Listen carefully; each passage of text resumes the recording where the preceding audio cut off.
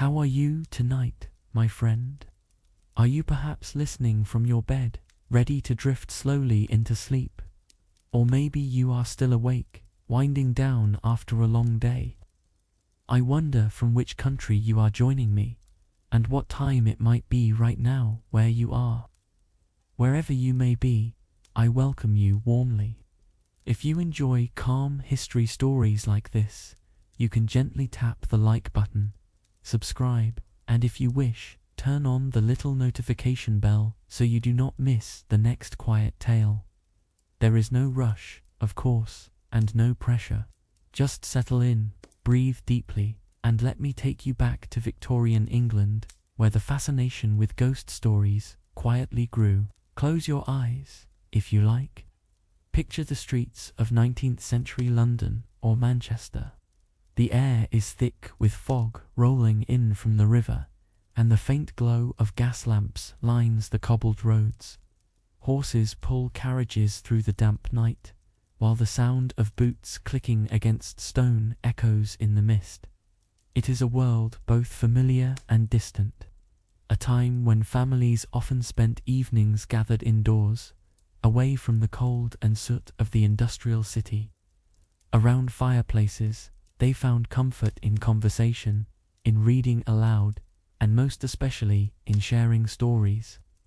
Among these stories, ghostly tales became a favorite companion of the dark evenings. Imagine entering one of those Victorian drawing rooms. Heavy curtains are pulled shut against the winter night, keeping the chill at bay. A coal fire glows softly in the hearth, casting shadows that seem to dance across the wallpaper. The family gathers closely, perhaps with a pot of tea gently steaming on the table. Children lean in, eager for tales of mystery, while adults exchange knowing glances as the stories unfold. The warmth of the room contrasts with the chill outside, and it is in this contrast that ghost stories found their perfect stage. They were thrilling, yet safe, fearful, yet strangely comforting when told together. The Victorians lived in an age of progress and uncertainty. Machines reshaped daily life, and cities grew faster than ever before. Yet with change came unease, and people often sought refuge in traditions and shared imagination. Ghost stories provided a way to express these feelings, not directly, but through suspenseful tales where the unknown lingered just beyond the edge of the firelight. By telling such stories, people could explore their anxieties in a gentle, indirect way. It gave them both release and wonder, and for many, it helped transform ordinary evenings into something memorable, even magical in atmosphere, though only in the sense of human imagination. Now, as you listen, allow yourself to drift deeper into that world. Hear the faint crackling of a fire, the quiet turning of pages, the occasional rattle of a window pane in the wind. These were the sounds that framed the Victorian evening. In such moments, the simplest story could carry immense weight. A whispered tale of footsteps in an empty hallway, or the sudden flicker of a lamp, would capture everyone's attention. The suspense was not about seeing a ghost, but about the anticipation, the possibility, the unknown. That was the real heart of the Victorian ghost story. Not just fear, but the thrill of imagining what might be. In many ways, these stories were a kind of collective dream. Shared aloud, they blurred the line between waking and sleeping, between the real and the imagined. They encouraged listeners to picture the world differently, to entertain possibilities without leaving the safety of their homes. A good ghost story was not meant to frighten people beyond comfort, but to invite them into a playful space of imagination. This balance of closeness and distance, of thrill and safety, made them so enduring. Even tonight, as you listen with your eyes closed, the same effect lingers. The power of storytelling continues across centuries, linking you quietly with those Victorian listeners of long ago. What also made Victorian ghost stories special was their setting. The Victorians often imagined haunted houses, dark alleyways, and lonely countryside roads. These were places people knew well, yet feared at night. By setting tales in familiar surroundings, authors and storytellers made the supernatural feel closer, more immediate. It gave listeners the feeling that perhaps such things could happen just beyond their own doors. Yet, once the story ended, everyone could smile, breathe, and return to the comfort of the firelight. The tale lingered in memory, but the fear itself melted away. For children, ghost stories were like small adventures. They could feel the suspense, clutch a blanket, and widen their eyes as the story unfolded. For adults, the same stories carried different meanings. They reminded them of mysteries beyond their control, and perhaps of lessons about choices, behavior, or the fragility of life. In either case, the stories were more than just entertainment. They connected generations, giving families a shared experience that was both exciting and meaningful. Everyone, young and old, could find something in the telling of these tales. Another element of their popularity was the rhythm of storytelling itself. When spoken slowly, with pauses and careful pacing, a ghost story became almost like music. The rising tension, the whispered hints, and the sudden silences all shaped the listener's emotions. Victorians valued this rhythm, for it transformed simple words into an experience. And in the quiet of their evenings, with the world outside muffled by fog, every detail seemed amplified. The creak of a chair, the sigh of wind, the soft tick of a clock. Each became part of the performance, weaving story and atmosphere into one. As you breathe slowly now, you may notice that same effect in yourself. The steady rhythm of words, the gentle pauses, the unfolding of history at an unhurried pace. This is why these stories are perfect companions for rest. They ask nothing of you, only that you listen and imagine. The Victorians found comfort in them, and perhaps you can too, here tonight. History, after all, is not only about facts and dates. It is also about atmosphere, about how people once lived, what they felt, and how they drifted into sleep themselves after evenings of stories. There is also something important about the silence that wrapped around Victorian nights. In cities where the industrial hum never seemed to stop, silence was rare, and when it came, it carried both peace and mystery. Listeners could hear the faint whistle of the wind, the distant call of a carriage driver, or perhaps the sudden tapping of rain against the glass. These small details were enough to spark the imagination, and a good storyteller used them well. Each sound became a clue, a hint that something unseen might be near. And yet, the true comfort was in knowing it was only a story, a moment shared with loved ones. That tension between safety and suspense gave ghost stories their perfect balance. Writers of the period quickly realized how much people enjoyed these tales. Magazines and newspapers began to publish special editions filled with seasonal ghost stories, especially during the winter months. Some of these stories were light-hearted, others quite chilling, but nearly all became eagerly awaited by readers. Families who could not afford many books could still enjoy these cheaper periodicals, gathering together to read aloud. The tradition grew so strong that it soon became part of the holiday season itself.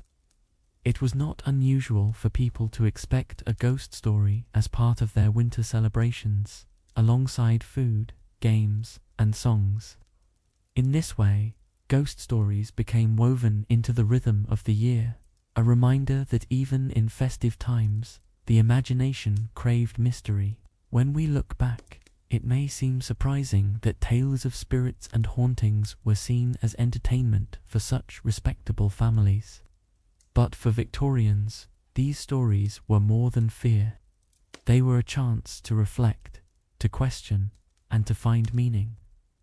In some cases, a ghost represented justice, ensuring that wrongdoers did not escape the consequences of their actions. In other cases, the presence of something unexplained reminded people of how limited human knowledge could be. This mixture of lesson and wonder gave ghost stories a certain respectability, even when they carried suspenseful or eerie details. They were not simply told to scare, but to provoke thought, to keep the mind curious, even as the body rested by the fire. Imagine, if you will, a Christmas Eve in the late 1800s. Snow has gathered at the window ledge, and the room is lit only by firelight and candles. After dinner, the family settles in, blankets wrapped around shoulders, while one person begins to read. The words unfold slowly, the pauses deliberate, and the listeners lean closer as the story grows tense. There is laughter at certain points, nervous gasps at others, but always the story binds them together. It becomes part of their shared memory, one they may speak of again in years to come. These were the evenings that gave ghost stories their deep and lasting power, shaping them into more than just passing amusement. And perhaps the most fascinating part of all is how these traditions reach across time to us today. Though we live in a world filled with technology and distractions, the simple act of listening to a calm story at night still carries the same effect. It slows the mind, it softens the edges of the day, and it allows us to wander in imagination without fear. The Victorians may have gathered around fires, but tonight, you and I share this same experience through the quiet voice of history. It is a reminder that stories, no matter how old, still connect us. They bring warmth in winter.com at night, and a gentle rhythm that helps us rest. As you listen to these words, notice how your body feels heavier, how your breath slows down with each pause. This is the same effect those Victorian listeners once felt, though they might not have put it into words. The story gave them a gentle rhythm to fall into, guiding them toward rest without pressure. You may already sense your thoughts wandering, your mind drifting between history and dream. That drifting itself is part of the charm of these old tales. They do not demand attention like a busy conversation. They simply unfold, softly and slowly, until sleep comes naturally. Of course, not everyone in the Victorian age believed in spirits or the supernatural. Many enjoyed these stories simply as entertainment, a playful escape from the struggles of daily life. For them, the excitement was in the craft of storytelling, in the clever use of atmosphere, pacing, and suspense. Just as some today enjoy detective stories or mysteries, the Victorians found pleasure in a tale that made them shiver, even when they knew it was just fiction. In this way, ghost stories became a safe way to explore fear, without stepping outside the comfort of their homes. And that balance of reality and imagination is what gave them their lasting charm. It is also worth remembering that the Victorians were great collectors of traditions. They gathered folk tales, legends, and local histories, blending them into their own storytelling culture. Ghost stories often borrowed from these older traditions, mixing ancient fears with new settings. This layering gave the stories depth, making them feel both timeless and fresh. And so, each retelling carried not only suspense, but also echoes of past generations. To the listener, it was not just a new tale, but part of a much older and broader conversation about the unknown. As we close this first segment, allow yourself to rest in the image of that Victorian evening.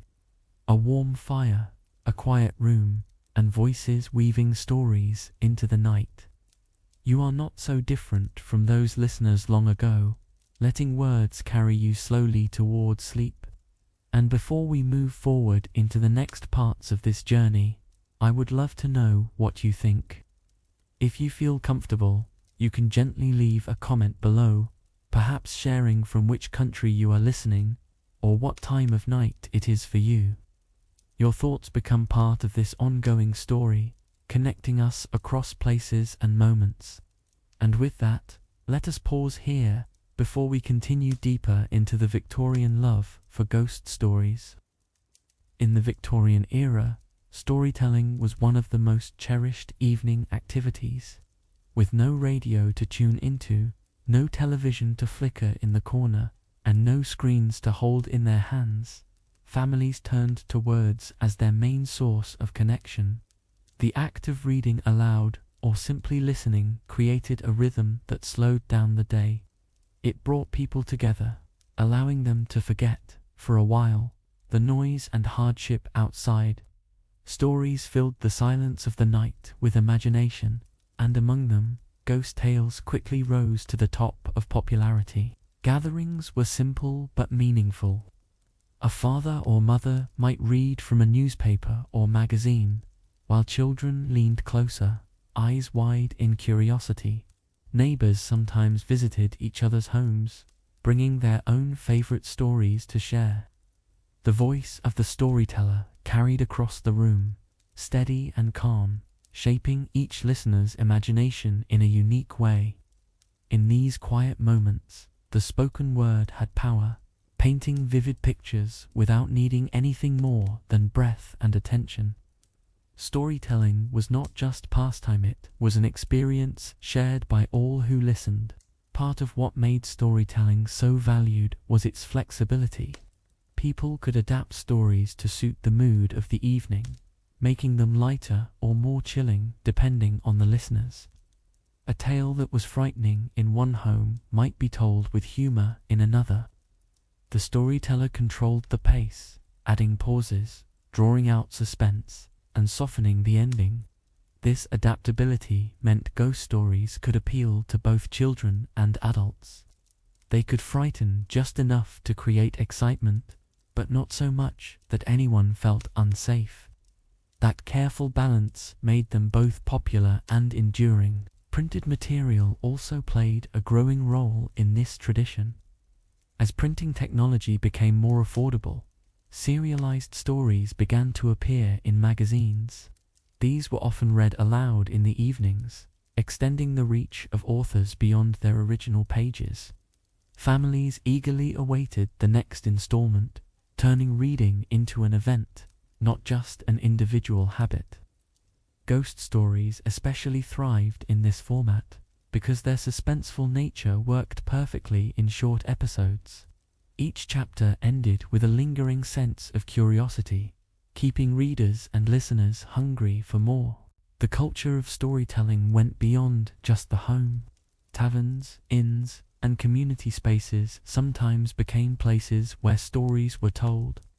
Travelers passing through might share eerie encounters from distant places, adding variety and richness to local traditions. Listeners compared these tales with their own, weaving a collective fabric of shared memory and imagination. This exchange of stories strengthened social bonds. It was not just about the words themselves, but the act of being together, hearing, and responding. Even those who did not speak much could still feel included by listening. The popularity of ghost stories also rested on the nature of fear itself. A well-told ghost tale did not need elaborate descriptions. A single strange sound, a shadow that moved, or a knock at the door was enough to stir the imagination. This kind of storytelling required attention, because the fear existed more in the mind than in the words. Listeners leaned forward, filling in the gaps with their own thoughts. It was this shared participation that made the experience so memorable. Everyone contributed silently, without realizing it, making the story both personal and collective at the same time. Another aspect was the pace of Victorian life. Days were often filled with long hours of work, whether in factories, shops, or households. By evening, people needed rest, but not just physical rest, they needed mental release as well. Stories provided that escape, offering a world far removed from their daily struggles. The listener could journey into haunted castles, mysterious moors, or candlelit mansions, all without leaving their chair. The effort of imagination was gentle, calming, and perfect for closing the day. It is easy to see why ghost stories fit this role so well.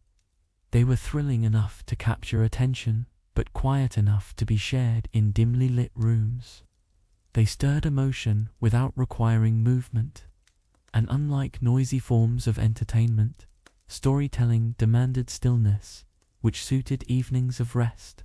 Ghost stories did not require props or music. The words themselves created everything.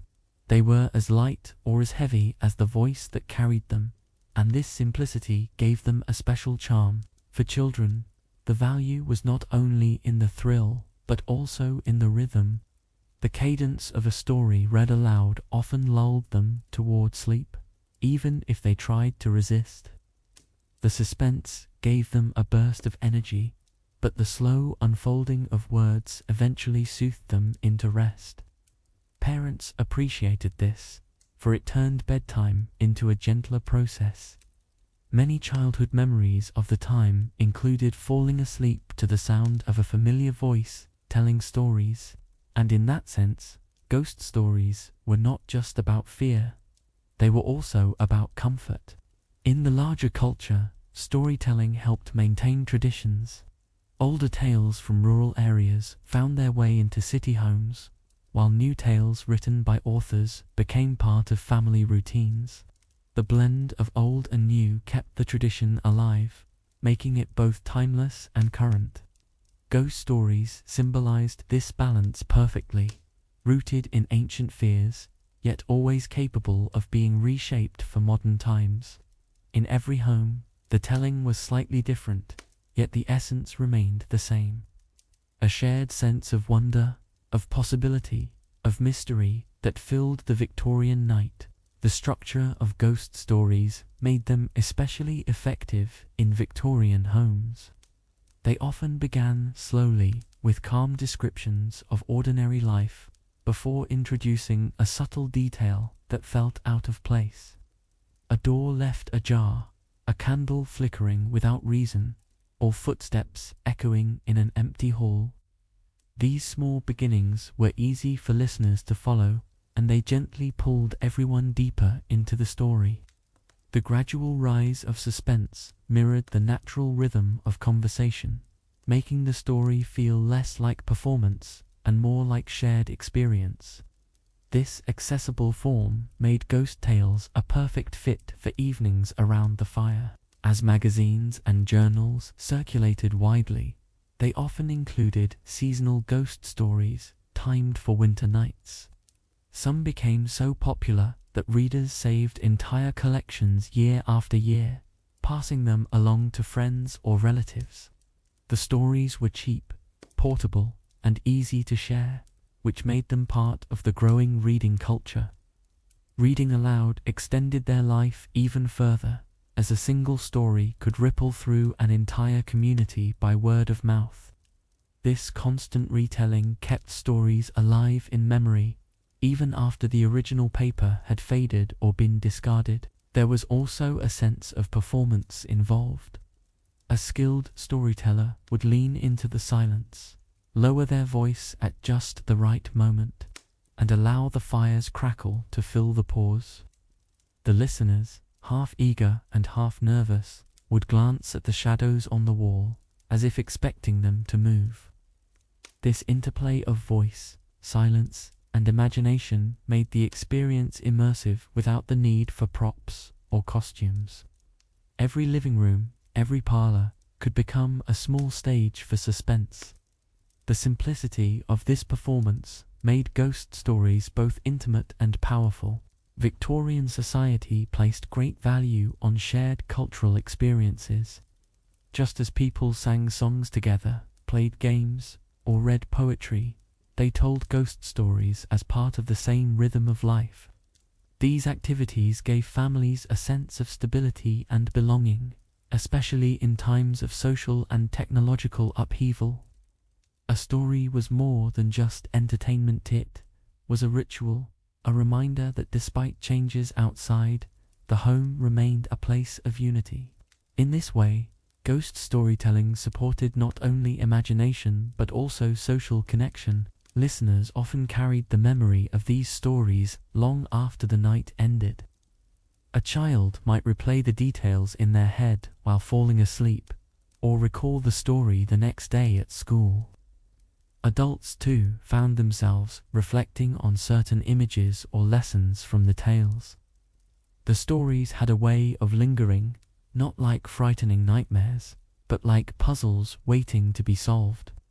They lived on in conversation, in memory, and sometimes in the act of retelling to others, ensuring that ghost stories became part of the everyday fabric of Victorian life. Interestingly, even those who doubted the supernatural still enjoyed these tales. For them, the fascination was less about ghosts and more about the artistry of suspense. They admired the pacing, the atmosphere, and the skill of weaving tension into ordinary settings.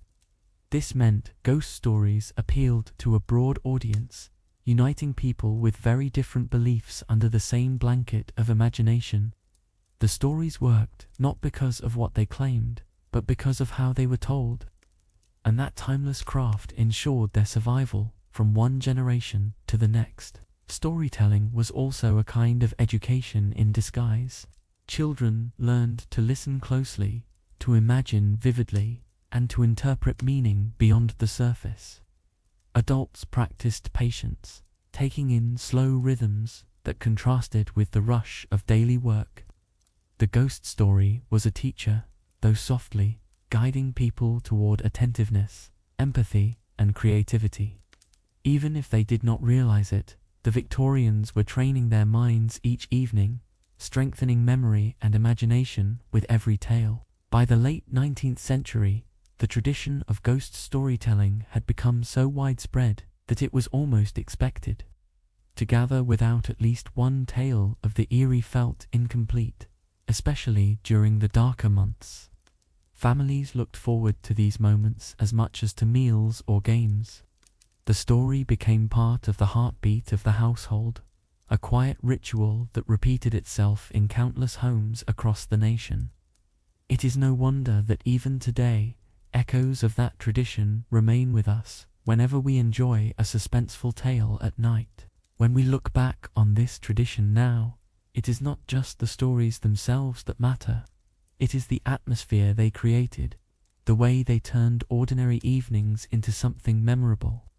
The laughter, the gasps, the wide eyes of children, and the knowing smiles of adults, all of these made the stories more powerful than words alone. This collective memory helps us understand why the Victorians valued ghost stories so deeply, and why the tradition has never truly disappeared. And as we close this segment, take a slow breath and imagine yourself among those listeners of long ago, sitting in the soft glow of firelight, wrapped in the comfort of shared imagination. If you enjoy these calm journeys into history, you may gently subscribe so you can join us again for the next story. Our upcoming video will explore another side of Victorian life, asking, how did Victorian workers survive the Industrial Revolution? A tale not of ghostly shadows, but of real human endurance and daily struggle. Until then, let the quiet of the past guide you gently into rest tonight. Winter in Victorian England carried a very particular rhythm. The days were short, the sun often hidden behind thick clouds, and the evenings arrived much earlier than most people liked. Gas lamps and candles became the only light, giving streets and homes a dim, golden glow. Families naturally spent more time indoors, avoiding the damp chill that spread across towns and countryside alike. In this long season of darkness, ghost stories became almost inevitable. filling the hours with imagination when the outside world offered little warmth or comfort. The contrast between indoors and outdoors was striking. Outside, winds rattled windows, snow or rain swept through narrow alleys, and the fog clung stubbornly to everything. Inside, however, fires were carefully tended, blankets spread across laps, and the steady glow of coals brought a fragile sense of safety. It was in this delicate balance between cold darkness and gentle warmth that ghost tales found their strongest voice. Each story seemed sharper, more vivid, when told against the background of a winter's night. Victorians associated winter not only with weather, but also with time for reflection. The season naturally slowed life down, keeping people closer to their homes and communities. Longer evenings meant more opportunities to gather quietly, without distraction. Unlike summer, when the outdoors invited activity, winter evenings created a pause, a space where the imagination had room to wander.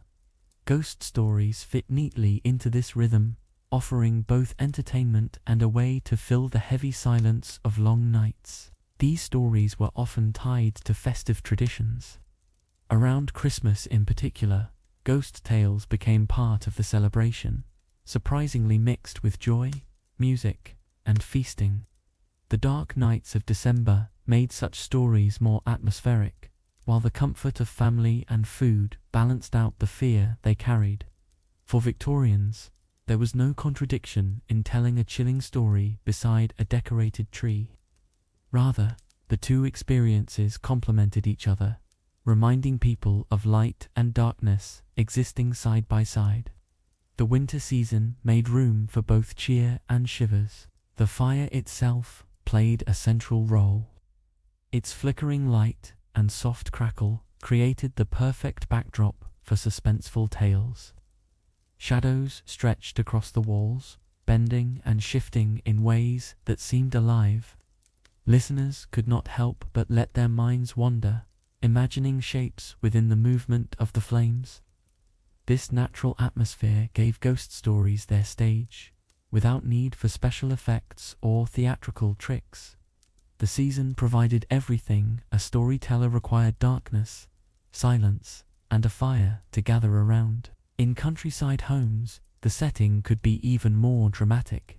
With fewer lamps and greater distance between houses, the night seemed endless beyond the walls. Every creak of the timber frame, every whistle of wind through the chimney, added to the sensation that the house itself might be alive with presence. When told in such settings, ghost stories carried more weight, for listeners felt the vast emptiness of winter pressing in on them. The story did not need to work hard to create suspense. The environment had already done much of it. In towns and cities, the atmosphere was different but no less effective. Fog blurred the outlines of buildings, making familiar streets appear strange. Gas lamps only illuminated small circles, leaving the rest of the street in heavy shadow. Returning home through these conditions, Victorians were already primed to accept tales of the unseen. By the time they arrived indoors, the idea of ghosts did not seem so far removed from reality. The season and the city together made the imagination easier to stir. Children in particular looked forward to these winter nights. Their usual outdoor play was limited by the weather, and ghost stories gave them a new form of excitement. Wrapped in shawls or blankets, they would sit wide-eyed as the story unfolded, thrilled by the suspense. The mix of comfort and fear was irresistible, and many carried those memories into adulthood. Winter ghost tales became part of growing up, a seasonal tradition that marked the passage of time as surely as snowfall or holiday meals. For adults, the appeal was often more reflective. Winter encouraged quiet thought about life and mortality, especially in a time when illness and hardship were common. Ghost stories provided a symbolic way to explore such heavy topics without speaking of them directly. The fictional setting gave space for serious reflection, while the act of storytelling kept it gentle and bearable. In this sense, winter was not only a time for fear, but also for contemplation, carried safely through the form of a tale. The longer the nights, the deeper the stories seemed to grow. As hours stretched on, a single tale could unfold slowly, each detail given weight and time. Listeners were in no hurry, for there was little else to do once darkness fell.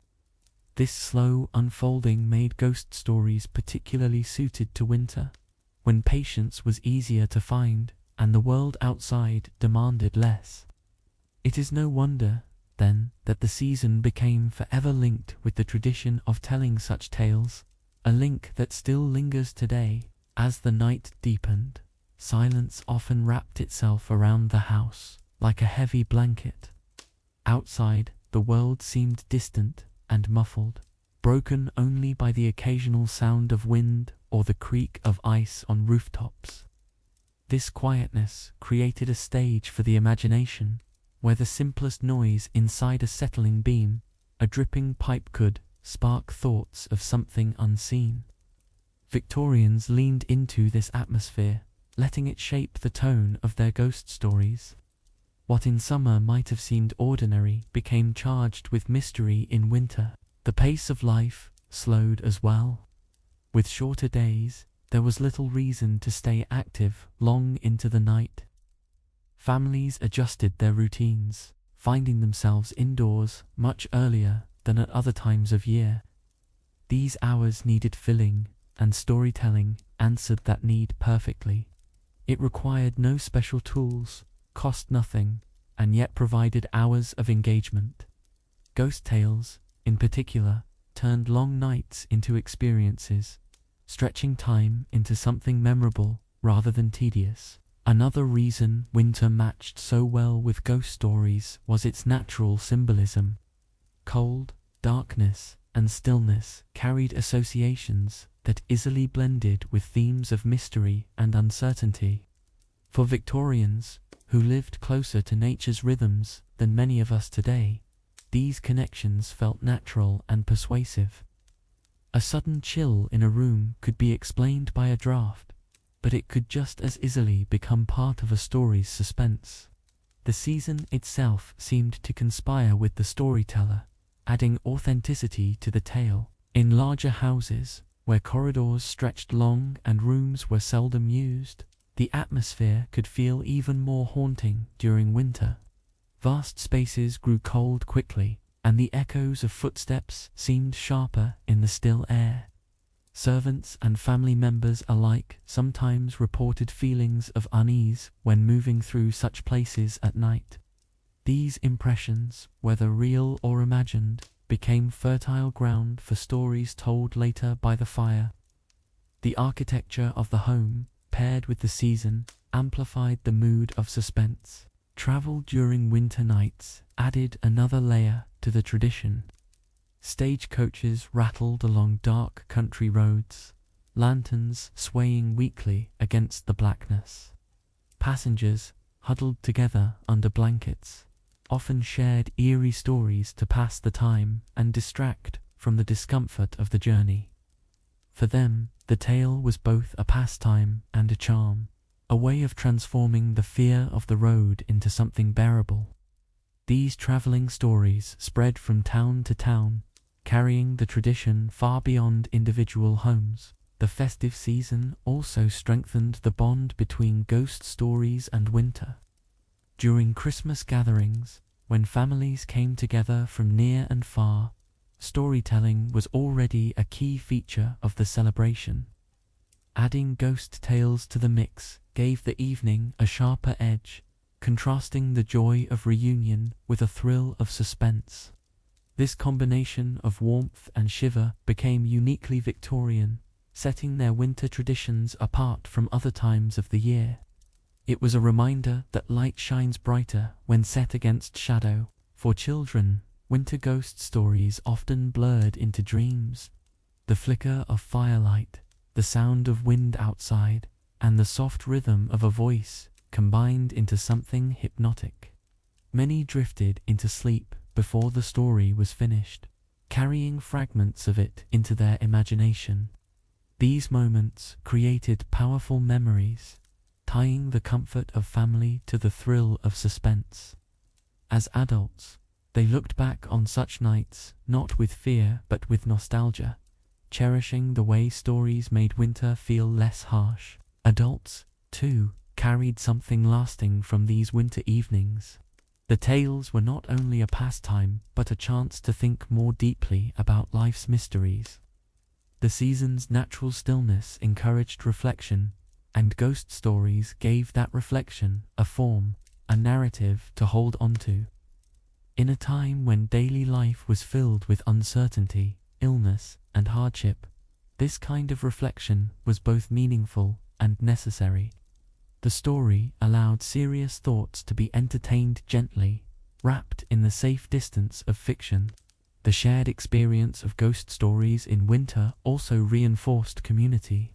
Whether within a single household or among neighbors and friends, the act of gathering for a tale gave people a sense of belonging. The story itself mattered, but so did the closeness of bodies around the fire, the shared attention, the collective gasp or laugh.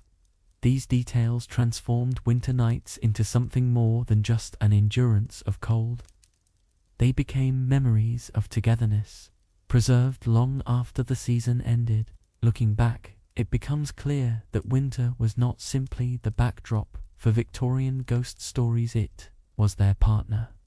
The darkness, the silence, the cold, and the gathering of families all combined to create a natural stage. Ghost tales thrived because the season invited them, and Victorians embraced the invitation eagerly. What might have been lonely nights became alive with imagination, suspense, and connection. And though centuries have passed, the association between winter nights and ghostly tales still lingers, reminding us of how deeply the season shapes the stories we tell. Victorian ghost stories were not only about creating suspense. Beneath the eerie atmosphere, they often carried messages about right and wrong. Listeners expected more than just a fright. They wanted meaning that spoke to daily life. In many tales, those who behaved cruelly or dishonorably faced strange consequences, while those who acted kindly were spared. This made the stories more than entertainment. They became moral lessons wrapped in shadows and whispers. It was a way for families to teach values indirectly, through imagination rather than instruction. Characters in these tales were often ordinary people. A dishonest servant, a selfish merchant, or a careless traveler might find themselves confronted by something unnatural. Their fate served as a warning to listeners about the dangers of greed, dishonesty, or neglect. At the same time, humble or compassionate characters often found protection, surviving encounters others could not. In this way, ghost stories reflected a sense of justice that was both clear and comforting.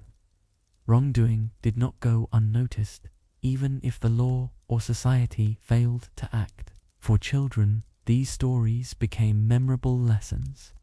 The thrill of fear ensured the message stayed with them long after the tale ended. A child might remember how selfishness led a character to ruin, or how kindness brought an unexpected rescue. The emotional impact of suspense made the lesson more powerful than a simple lecture.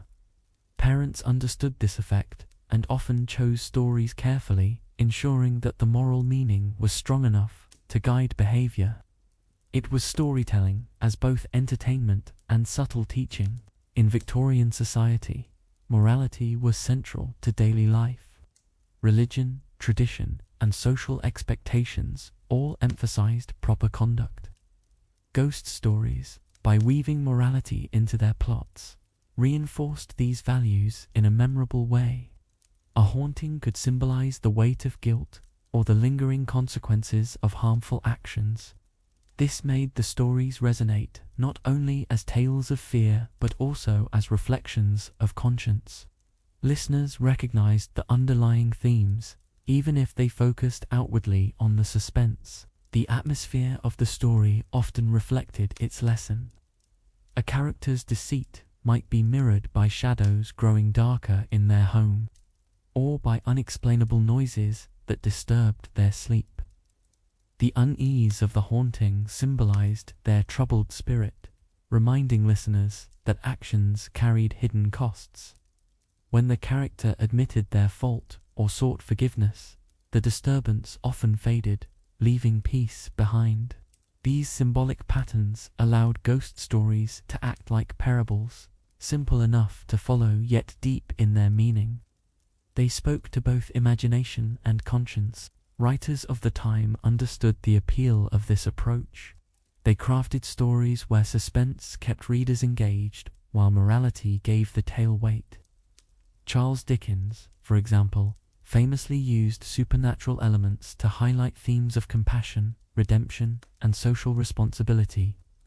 Though readers might first be drawn in by the ghosts, they stayed for the message that lingered long after. This dual purpose made ghost stories valuable across all classes, from working families to the educated elite. Everyone could find meaning in their pages. Even humorous ghost stories sometimes carried moral undertones. A bumbling character, frightened by harmless shadows, might remind listeners about foolishness or vanity. The lesson did not always need to be severe, it could be gentle, wrapped in laughter rather than terror. This variety ensured ghost tales remained flexible, fitting different moods and audiences while still holding on to their core as guides to behavior. The blend of humor and morality made them widely accessible and enduring in memory. Ghost stories also allowed people to explore questions of fairness. In a world where justice was not always delivered in reality, fiction provided a kind of balance. A wealthy figure who mistreated others might find themselves haunted, while a poor but kind character might be rewarded. These imagined outcomes gave comfort to listeners, offering a vision of fairness that life often failed to provide. It was a way of restoring order in the imagination when the real world felt uncertain or harsh. The suspense of ghost stories made moral lessons feel personal. Listeners did not simply hear about consequences. They felt them, as though they too might face the same fate if they strayed. This closeness made the stories memorable and persuasive. The fear was not meant to overwhelm, but to guide gently, keeping people aware of the choices they made. In this way, ghost stories became part of the moral education of the age, shaping behavior through quiet suggestion rather than direct instruction. Over time, the blending of morality and suspense became expected. A ghost story without a lesson felt incomplete, as though something essential were missing.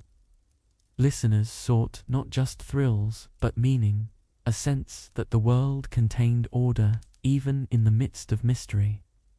The presence of a ghost, then, was never random. It always represented something deeper, a truth waiting to be acknowledged.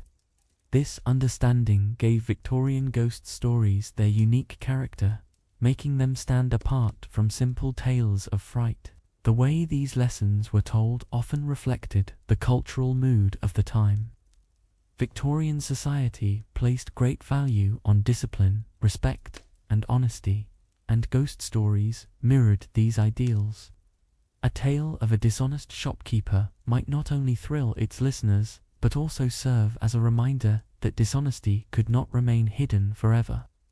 The haunting became a symbol of conscience, a voice that refused to be silenced until the wrong was made right. In this sense, ghost stories became echoes of the society's expectations, whispered back through fiction. At the same time, these stories allowed safe exploration of subjects that were otherwise difficult to discuss openly. Fear of death, guilt over mistakes, or regret for missed chances could all be expressed indirectly through tales of spirits. Listeners could think about these themes without admitting them personally. The ghost became a mask for emotions too heavy to name, and by giving them form, stories helped people process feelings. This subtle use of fiction made ghost tales not only entertaining but deeply useful for reflection. The balance between fear and lesson was delicate. Too much fear and the story became overwhelming, leaving only unease. Too much moralizing and it lost its suspense, feeling more like a sermon than a tale. Skilled storytellers knew how to blend the two, weaving meaning into the very fabric of suspense. A single image, a shadow at the window, a voice calling a name could carry both shiver and symbolism. This craftsmanship was what made certain ghost stories endure, remembered long after others faded. Children especially carried these lessons forward. Many who grew up listening to such tales later passed them down to their own families. They remembered not just the thrill of the story, but the feeling of being guided, however gently, toward better choices. Ghost stories became part of an informal education, shaping behavior in ways that were lasting yet soft. The stories never commanded, they suggested, and in that suggestion, they often proved more persuasive than rules spoken aloud. For adults, the lessons struck even deeper. In a society where reputation and conduct mattered greatly, the idea that unseen consequences might follow poor behavior resonated strongly. The supernatural element magnified ordinary fears of shame or guilt, turning them into vivid images that stayed in the mind. A haunting was not simply frightening, it was a reminder that actions left marks, visible or invisible. Such reflections encouraged restraint, thoughtfulness, and responsibility, qualities valued highly in Victorian life. In rural areas, older folk traditions also shaped the moral content of ghost stories. Legends passed down from previous generations often featured spirits who punished neglect, selfishness, or cruelty. These tales blended seamlessly into Victorian culture, where they were retold with new details but the same core message. This continuity made ghost stories feel timeless, linking the present to the past through shared values. Each generation could find its own reflection in the tales, adapting them but keeping their lessons alive. The widespread popularity of such stories showed how effective they were at meeting human needs. People wanted to be entertained, but they also wanted to feel that the world made sense, that justice could be found even when life felt unfair. Ghost stories offered that combination: thrills for the imagination and order for the conscience.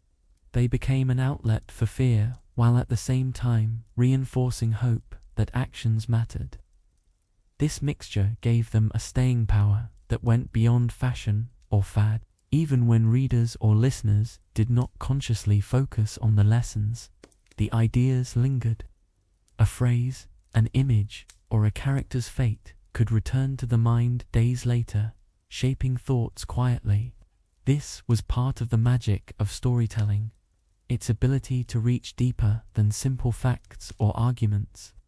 Ghost tales became companions for reflection, leaving space for the imagination to process their meaning at its own pace. In this way, their moral influence worked gently, almost invisibly, but very effectively. The blending of suspense, imagination, and morality also made ghost stories shareable across different social classes. Whether in a wealthy household or a modest one, the core themes were the same. Everyone could understand the idea that selfishness led to trouble, or that kindness brought safety. This universality strengthened their cultural role, allowing ghost stories to pass freely from one group to another without losing their essence. They became a common thread in a diverse and changing society. Looking back, it is clear that Victorian ghost stories were more than mere entertainment. They were tools of culture, carrying values and lessons, as well as suspense and imagination. Their popularity owed as much to the morals they carried as to the chills they delivered. In telling them, Victorians found not only excitement but guidance, reassurance that choices mattered and that justice, in some form, was always possible. And it is perhaps this moral foundation, hidden inside whispers of the supernatural, that explains why their ghost stories still resonate with us today. The Victorian love for ghost stories grew alongside the rapid expansion of print culture. Printing technology became faster, cheaper, and more widely available during the 19th century. This allowed books, magazines, and newspapers to reach homes that previously could not afford such luxuries.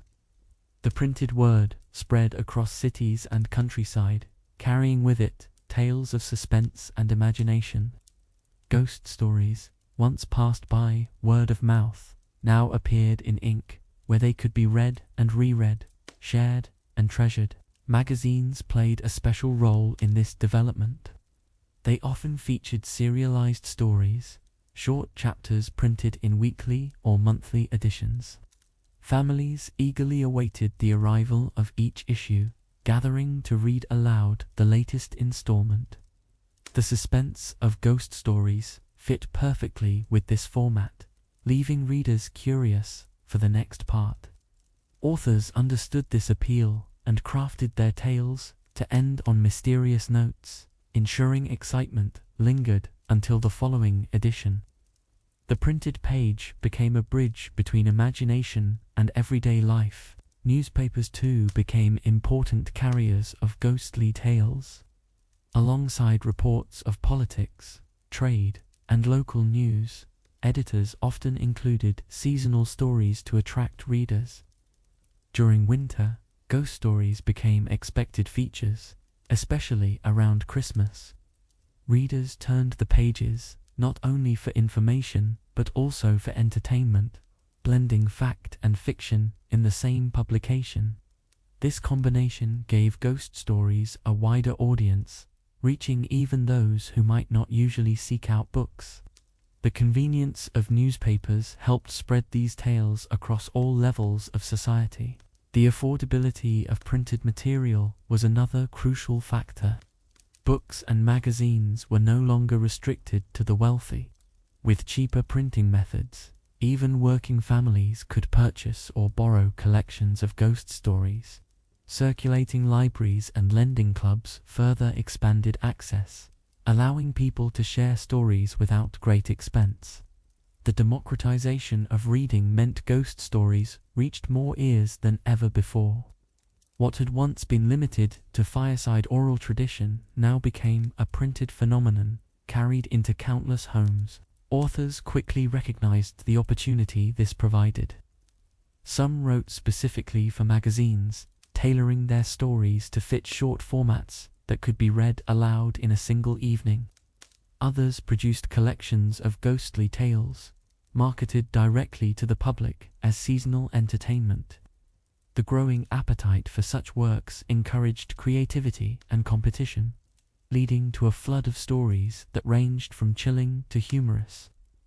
This abundance ensured that every reader could find something to enjoy, whether they preferred subtle suspense or dramatic hauntings. The printed market became a thriving stage for the imagination. The visual design of printed stories added to their appeal. Magazines often included illustrations that captured the eerie moments of the tale. A shadowy figure in a hallway, a candle guttering in the dark, or a frightened character glancing behind them. These images gave shape to the imagination. Readers lingered over them, letting the pictures guide their minds even before reading the words. For many, the combination of text and image deepened the sense of atmosphere, making ghost stories more immersive. The print culture of the era turned reading into a multi-sensory experience. This expansion also created new kinds of storytellers.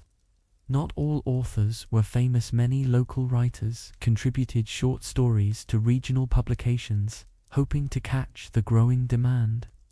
Their tales reflected local settings, familiar landmarks, and recognizable customs, making the supernatural feel even closer to home.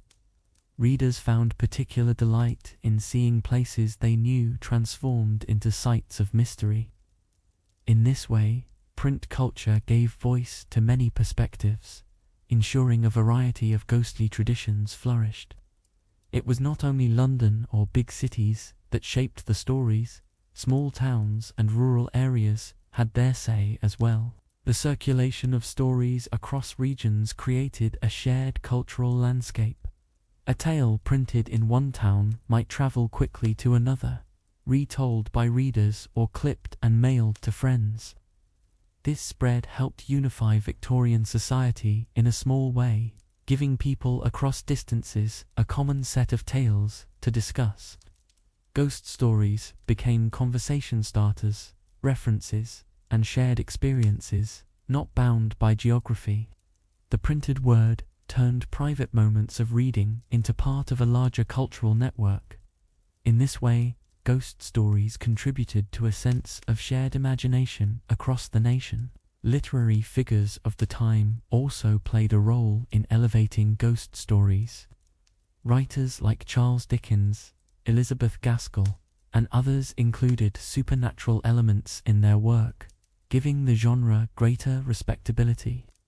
Their involvement ensured that ghost stories were not dismissed as trivial but embraced as legitimate literature. Dickens, in particular, popularized the tradition of Christmas ghost stories, weaving them into his seasonal publications. These contributions secured the genre's place in both popular culture and literary history. The endorsement of respected authors gave ghost stories lasting influence. As ghost stories filled the pages of books, magazines, and newspapers, they became fixtures of Victorian leisure. Reading itself transformed from a solitary act into a shared ritual, with families or friends gathered around to listen. The printed word provided consistency, ensuring stories could be revisited exactly as written. Unlike oral tales, which changed with each telling, printed stories carried permanence, preserving both suspense and lesson. This permanence allowed ghost stories to move beyond momentary entertainment and into cultural tradition. They became part of the rhythm of life, as steady as the turning of the seasons. The growth of publishing also encouraged experiments with style and tone. Some ghost stories were told with great seriousness, designed to unsettle readers late into the night. Others leaned into irony or gentle humor, softening the fright with wit. The printed page gave authors space to try new approaches, knowing that their words could travel far and wide. This variety meant readers were never bored, for the next issue might bring a tale entirely different from the last. The diversity of voices and styles enriched the culture of Victorian storytelling. Seasonal publishing cycles reinforced this trend. Winter editions of magazines were especially known for their ghostly content, often advertised with special covers or illustrations. Readers came to expect these tales as part of the festive season, as natural as songs or gatherings. The ritual of reading a ghost story in print during the holidays became as beloved as hearing one spoken aloud. The cycle of publication turned ghost stories into an annual tradition, blending commerce and culture seamlessly. Print ensured that the stories returned reliably, year after year. Lending libraries played a powerful role in spreading ghostly literature. For a small fee, readers could borrow volumes filled with tales of suspense, returning them when finished and selecting another. This practice placed entire collections within reach of people who could never have purchased them outright. Ghost stories thrived in these libraries, passed from hand to hand, their popularity recorded in borrowing logs. The act of sharing books created unseen networks of readers, bound together by their fascination with mystery and imagination. Print, combined with lending, multiplied the audience endlessly. Illustrations continued to shape how stories were received. A chilling scene etched into the mind could remain long after the words faded. Publishers knew the value of such imagery and invested in skilled artists to accompany the text. For many readers, the artwork became their first introduction to a story, setting the tone before a single sentence was read. This visual hook deepened the emotional effect, making ghost stories not just literature but also art. The collaboration of words and pictures enhanced the reach and power of the printed tale. Another effect of print was the preservation of stories that might otherwise have been forgotten. Oral tales could shift, change, or disappear with time, but print captured them in fixed form. A ghost story once recorded could be rediscovered decades later, providing insight into the culture and fears of the past.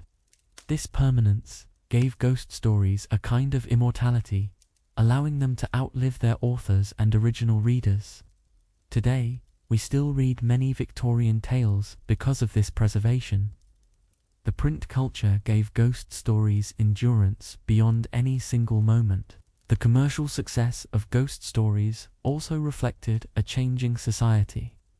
As literacy rates rose, demand for accessible, engaging reading material expanded. Publishers responded quickly, filling pages with stories that balanced thrill and simplicity. Ghost tales were perfect for this audience, requiring little background knowledge but delivering strong emotional impact. They became entry points into reading for many, helping to strengthen habits of literacy while providing entertainment. In this way, ghost stories served both cultural and educational functions. Authors benefited greatly from this trend. A successful ghost story could make a writer's name well known, at least for a season. Some built careers around their supernatural tales, while others used them as stepping stones into broader literary work.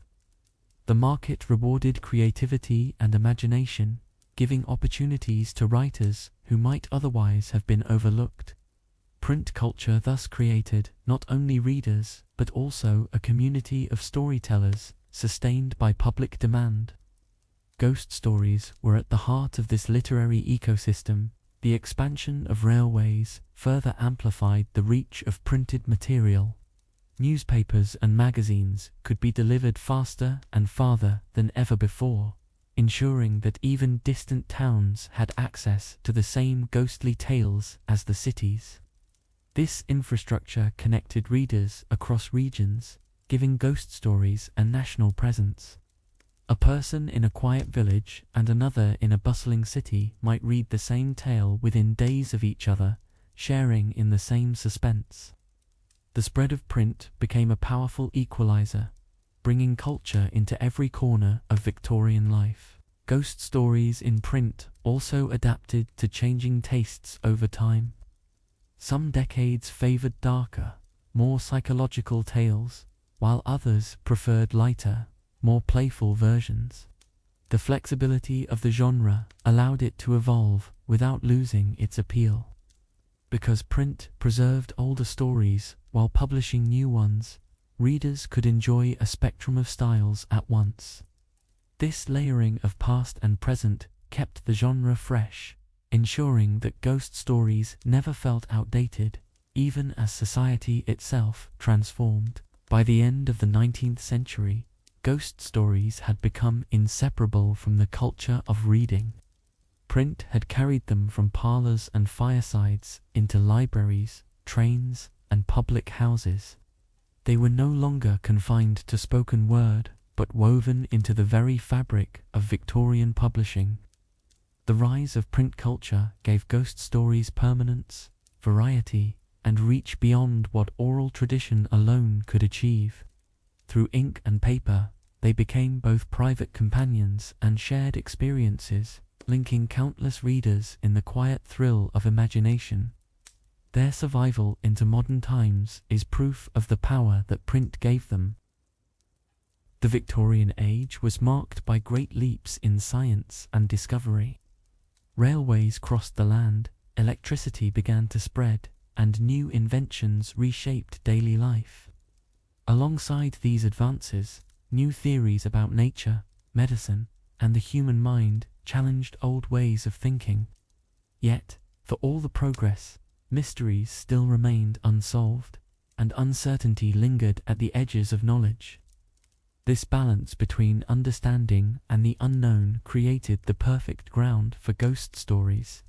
They thrived in the spaces science had not yet explained. Curiosity about the unseen was heightened by these changes. As people learned more about the natural world, they became increasingly aware of how much they did not know. The vastness of the universe, the complexity of the human body, and the mysteries of life and death raised questions that science could not fully answer. Ghost stories offered a safe way to explore these uncertainties, allowing imagination to travel where knowledge had not yet reached. The unexplained became a stage for wonder, framed by the voices of storytellers. The popularity of spiritual discussions also reflected this cultural moment. Seances, table-turning, and other experiments claimed to bridge the gap between the living and the unseen. While some dismissed these practices as trickery, others found them intriguing, a sign that perhaps science and mystery might meet. Ghost stories reflected this tension, weaving fiction out of real debates about what could and could not be known. The line between belief and skepticism gave the tales an extra layer of depth, making them more than simple amusements. Writers often drew inspiration from contemporary discoveries. The development of photography, for example, raised questions about whether cameras could capture more than the human eye. Rumors of ghostly figures appearing in photographs spread quickly, feeding the imagination of both readers and authors. Stories soon included these themes, blending the new science with age-old fears. The merging of progress and mystery created stories that felt modern yet timeless, appealing to audiences eager for both knowledge and wonder. Medicine also influenced storytelling in subtle ways. Advances in the study of the brain and nervous system made people aware of dreams, hallucinations, and the fragility of perception. Ghost stories played with these ideas, asking whether a haunting was real or a product of the mind. This ambiguity gave the tales added power, for readers were left uncertain whether the ghost existed or whether it was born of imagination. The question itself became part of the suspense, reflecting genuine debates of the time. The Victorian fascination with classification and order also shaped ghostly literature. Scientists sought to catalogue plants, animals, and minerals, believing that everything in the world could eventually be understood. Ghost stories disrupted this neat vision, presenting events that resisted explanation. A haunting could not be catalogued, measured, or tested in a laboratory. Its very resistance to science made it more compelling, reminding people that not all could be controlled. This tension between order and chaos fueled the appeal of supernatural tales. At the same time, readers were not necessarily looking for definitive answers. The pleasure of ghost stories often came from the uncertainty itself. A good tale left space for doubt, refusing to resolve every detail. This mirrored real life, where many questions remained open despite the march of progress. The stories captured the feeling of living in an age where the world seemed both illuminated and shadowed, explained and mysterious at once. That blend gave ghost tales their distinctive Victorian character. The influence of exploration was also significant. As ships traveled to distant lands, stories of strange customs and unexplained events returned with them. Readers were fascinated by these accounts, half fact and half legend, and ghost stories borrowed freely from such material. Unknown landscapes, distant ruins, and mysterious figures provided backdrops for tales that mixed the exotic with the supernatural. Science and exploration together broadened horizons, but they also deepened the sense that the world was filled with mysteries waiting to be uncovered. This period of transition made the ghost story an especially fitting genre. It allowed Victorians to express both pride in their scientific achievements and humility in the face of what remained beyond them. Ghosts stood at the border between knowledge and ignorance, visible and invisible, life and death. In telling stories about them, people acknowledged that not everything could be pinned down by reason alone. The tales gave form to the unanswered questions of their age, preserving the mystery while progress continued. Thus, ghost stories in the Victorian era were not in conflict with science, but in dialogue with it. They borrowed its language, reflected its discoveries, and yet insisted that some things remained outside its reach. This balance allowed readers to enjoy the thrill of mystery without rejecting the excitement of progress. The stories became bridges between reason and wonder, knowledge and imagination. And in this space, between the known and the unknown, Victorian ghost stories found their enduring strength. The Victorians lived in an age of contrasts, where certainty and doubt coexisted side by side. On one hand, new inventions such as the telegraph and railways gave people confidence that the world was becoming more understandable and connected. On the other hand, questions about the soul, death, and the unseen continued to puzzle even the most rational minds. Ghost stories gave a voice to these doubts, allowing them to be expressed in a way that was safe and even entertaining. By listening, Victorians could explore uncertainty without losing their faith in progress. Scientific societies and public lectures were common at the time. People gathered to hear about geology, astronomy, or biology, often delivered with enthusiasm by experts. Yet after these lectures, conversations sometimes turned toward what science could not explain. Could there be forces invisible to the eye? Could sound, light, or energy behave in ways not yet understood? Ghost stories took these questions and shaped them into narrative form, offering fictional but thought-provoking answers. Writers frequently played with this intersection of knowledge and mystery.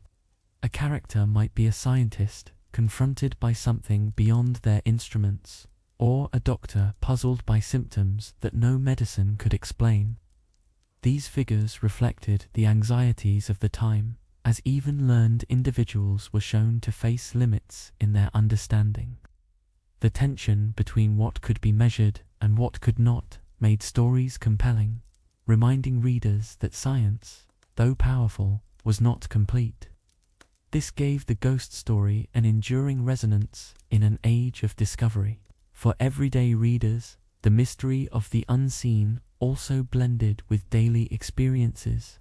Sudden illness, unexpected accidents, or unexplained coincidences could feel like evidence of forces beyond control. In a society where death was a visible part of life, with high mortality rates, especially among children, the idea of spirits lingering nearby did not feel distant. Ghost stories gave structure to these experiences, turning them into narratives that could be shared, discussed, and remembered. They offered comfort through form, even when the subject was unsettling. Philosophical debates also entered the discussion. Thinkers argued about the limits of reason, the meaning of existence, and the possibility of unseen realities. Ghost stories echoed these debates in their own quiet way, distilling abstract questions into human experiences. A haunting could represent doubt, conscience, or mystery itself. Readers did not need to solve the philosophical puzzle, they only needed to feel its weight through the unfolding of a story.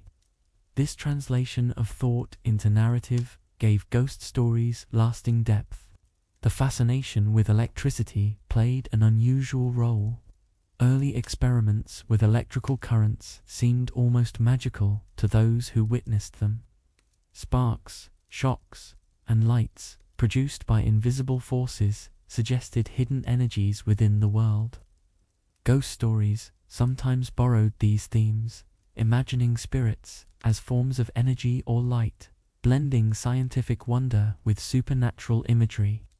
The overlap blurred boundaries, making it harder to dismiss ghostly tales as entirely fanciful. Science, instead of replacing mystery, sometimes made it easier to believe in it. Readers also enjoyed the ambiguity that ghost stories preserved. A tale rarely gave full explanation, leaving listeners to wonder whether the events were supernatural or natural in disguise. This open space mirrored the real uncertainty of the time, when discoveries answered some questions but raised many others.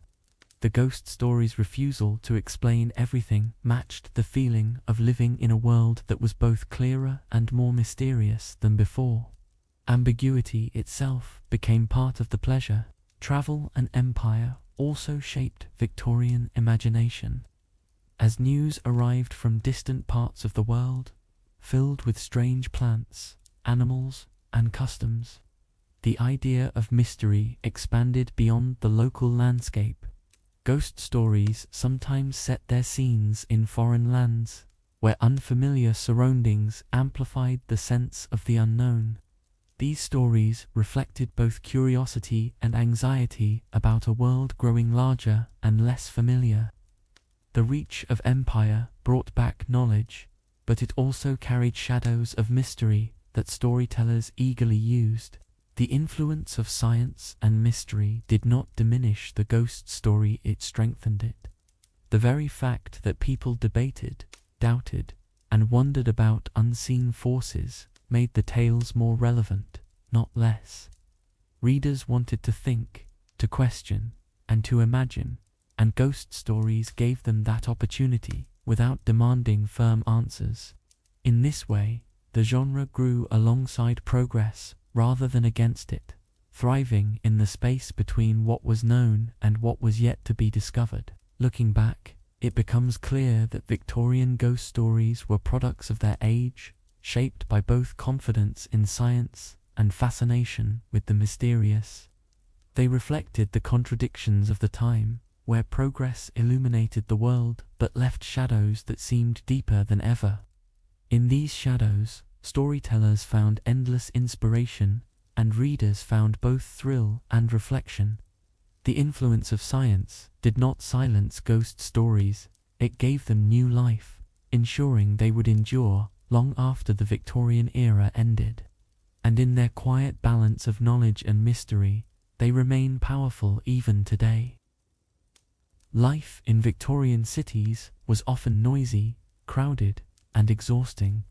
Factories clattered through the day, smoke filled the air, and streets bustled with workers hurrying between shifts. For many families, evenings offered the only chance to escape this relentless rhythm. Ghost stories provided an ideal form of relief, allowing listeners to forget the grime of the city and enter a different world. Within the story, the familiar was transformed into something mysterious, giving ordinary life a veil of suspense and wonder. Escapism was important for both adults and children. After long hours of labor, parents needed rest, while children needed a spark of imagination to balance their routines. Ghost stories managed to satisfy both, drawing adults into reflection while entertaining younger listeners with suspense. This shared enjoyment made storytelling especially valuable because it created moments of togetherness in lives otherwise marked by fatigue. The stories became not just diversions, but bridges between generations, joining tired parents and curious children in one imaginative space. In poorer neighborhoods, where entertainment options were limited, ghost stories flourished as free and accessible amusement. They required no tickets, no special equipment, only a voice willing to tell and ears willing to listen. These tales gave families a chance to feel that their evenings contained something beyond hardship. For a brief time, Imagination lifted them from crowded rooms and narrow streets into places of mystery and possibility. This ability to transform the atmosphere of a household made ghost stories deeply valued across society. Even for wealthier Victorians, ghost stories served as a form of relief. Their days might have been filled with social obligations, travel, or business concerns, leaving little time for quiet thought. A story told by the fire gave them a rare chance to step away from pressure and expectation. The suspenseful yet calming rhythm of a ghost tale offered balance, reminding them of the pleasure of simply listening. Whether rich or poor, Victorians discovered in ghost stories a kind of escape from the burdens of their world. Escapism did not mean complete detachment, however. The best ghost stories mirrored real anxieties, fear of illness, uncertainty about work, or worry about reputation, yet wrapped them in fiction. This allowed listeners to explore their feelings indirectly, without confronting them too directly. In doing so, stories offered both entertainment and quiet therapy. They showed people that their fears were shared, given voice through narrative rather than silence. This dual function made ghost stories both thrilling and strangely comforting. The rhythm of a ghost story also provided relief from the day's pace. Work in factories and offices was often repetitive and loud, demanding constant effort. The slower unfolding of a tale, with its pauses and silences, gave listeners a contrasting rhythm. It encouraged them to breathe more deeply, to settle into stillness, and to let imagination replace exhaustion. In this sense, ghost stories were more than pastimes. They were small acts of recovery, helping minds and bodies rest after strain. Children, especially, found joy in this form of escapism. For them, a ghost story transformed the evening into adventure, where familiar places became settings for the unknown. Their imagination stretched beyond the classroom and the narrow streets into landscapes filled with possibility. Even if they felt fear, it was playful, softened by the presence of family. This balance of excitement and safety allowed children to dream more vividly, carrying those images with them into sleep. Escapism, in this way, supported their growth as well as their enjoyment. The stories also gave people a sense of control in a world that often felt uncontrollable. Within a tale, fear could be introduced, shaped, and resolved by the storyteller. Listeners felt suspense, but they also knew that the ending would eventually bring closure. This predictability contrasted with real life, where events were uncertain and often harsh. Ghost stories thus became exercises in trust, showing that even fear could be managed when framed within narrative. The act of storytelling itself restored a measure of order to chaotic lives. For many, the escapism of ghost stories became a nightly ritual. Just as some turned to music, prayer, or reflection, others turned to tales of the uncanny. The familiarity of the ritual was soothing, regardless of the content of the story. Knowing that a ghostly tale awaited at the end of the day gave structure to evenings and softened the transition into rest. The imagination was gently engaged, then slowly released, leaving listeners calm and ready for sleep. The story was not only an escape, but also a path into peaceful slumber. Escapism in this form did not weaken people, but strengthened them. By allowing the mind to wander into shadows and mysteries, ghost stories provided relief from the pressures of daily life.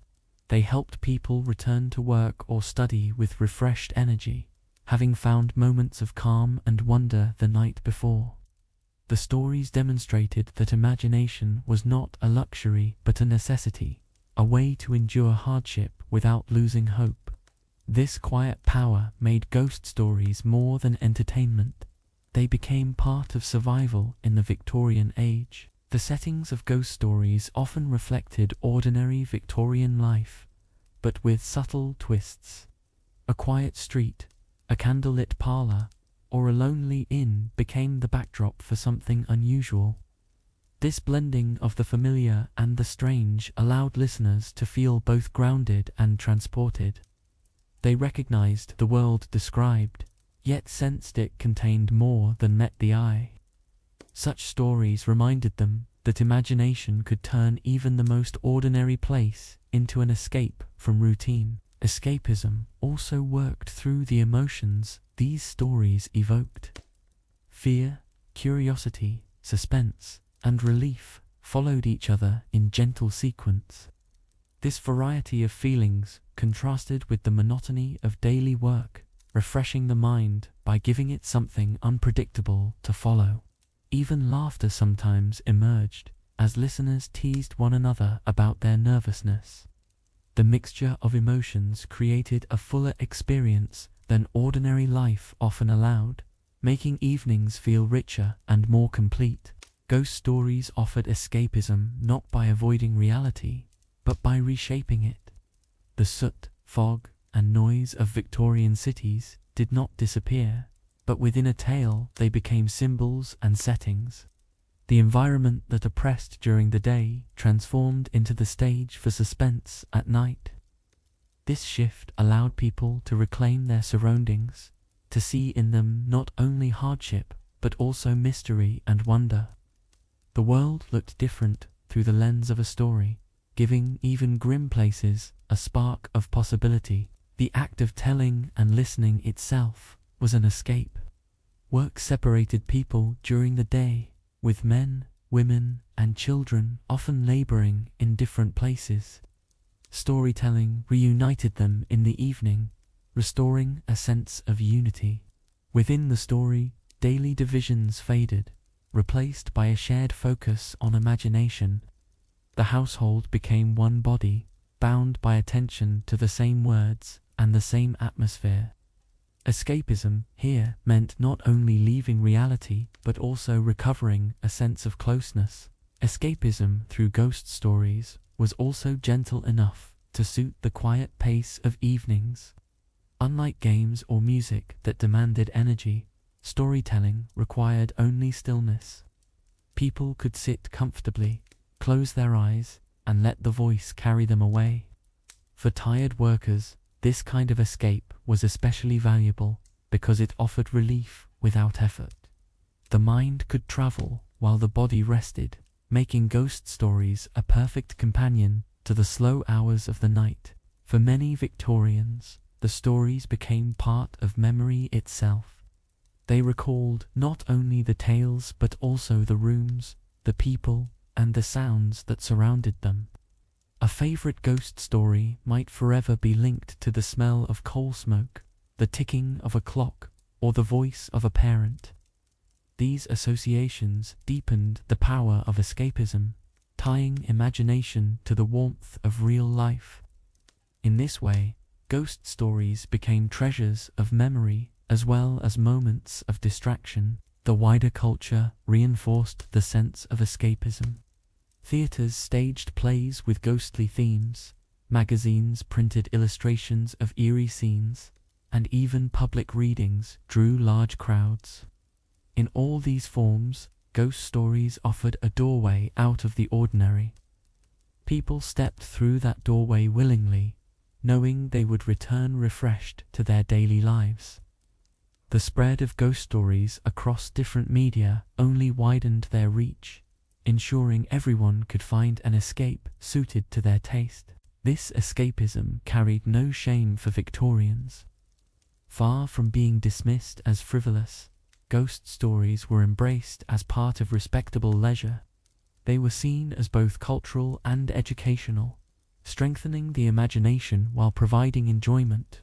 This acceptance allowed people to indulge in escapism without guilt, recognizing that moments of wonder and mystery could improve, rather than weaken, daily life. Escaping into a ghost story became as natural as reading a newspaper or attending a concert. The simplicity of ghost stories also added to their value. Unlike travel, which required money and time, or theatre, which demanded tickets, stories could be told anywhere. A tale could unfold in a grand house or a modest room, with equal power to transport its listeners. This accessibility made escapism available to everyone, regardless of wealth or class. The ghost story leveled the field of leisure, offering all people a way to step beyond their immediate reality. By offering escape, ghost stories helped Victorians carry on with life.